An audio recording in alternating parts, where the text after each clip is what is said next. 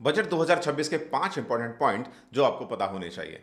पहला कि बजट का जो साइज है वो है 53.5 लाख करोड़ का खर्चा होने वाला, और इसके अंदर इनकम रहेगी 36 लाख करोड़ के आसपास, यानी कि लगभग 17,000 करोड़ का एक उधारी रहेगी।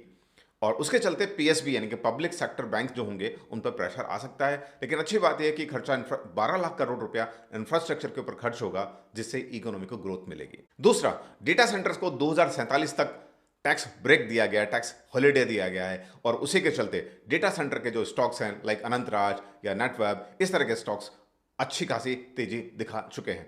और डेटा सेंटर के ऊपर एक कंप्लीट वीडियो में जल्दी ही पोस्ट करने वाला हूं। तीसरा, एसटीटी ऑन एफएंडो। एफएंडो के ऊपर एसटीटी यानी कि सिक्योरिटीज ट्रांजेक्शन टैक्स बढ़ा दिया गया है, और उसी के चलते 2 दिन पहले बजट वाले दिन सीडीएसएल, एंजल वन, ये ग्रो, इस तरह के जो स्टॉक्स थे बीएसई 10% तक नीचे थे। लेकिन मेरा ये मानना है, और आप भी ऐसा इस बात से सहमत होंगे, कि जिसको once a trader is always trader, यानी कि जिसको एक बार सिगरेट पीने की लत लग जाए हमेशा सिगरेट पीता है, चाहे सिगरेट पे टैक्स कितना ही लगा दिया जाए। उसी तरह से ट्रेडिंग है, जिसको एफ एंड ओ ट्रेडिंग करनी है वो घर बार बेच के भी ट्रेडिंग करेगा। इसलिए मैडम, निर्मला मैडम, कितना टैक्स लगा लो वो रुकेगा नहीं।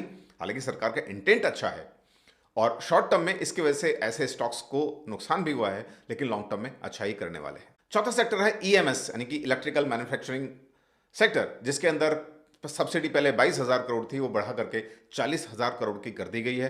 तो उस वजह से इस सेक्टर के स्टॉक्स को अच्छा बूस्ट मिलेगा। और पांचवी और इंपॉर्टेंट चीज है एलआरएस, लिबरलाइज्ड रेमिटेंस स्कीम, जिसके अंदर टीसीएस लगता था, टैक्स कलेक्टेड एट सोर्स 5%, चाहे आप पैसा विदेश भेजते हो, चाहे पढ़ाई के लिए या मेडिकल के खर्चे के लिए, उसको घटा करके 2% कर दिया गया है। तो उससे उन लोगों को एक आसानी होगी जो लोग बाहर पैसा भेज रहे थे। तो ये 5 पॉइंट है, इंपॉर्टेंट पॉइंट है। इन पॉइंट्स को अपने दोस्तों के साथ शेयर जरूर करिएगा, क्योंकि सारे नॉलेज आप ही ले लेंगे तो बाकी क्या लेंगे।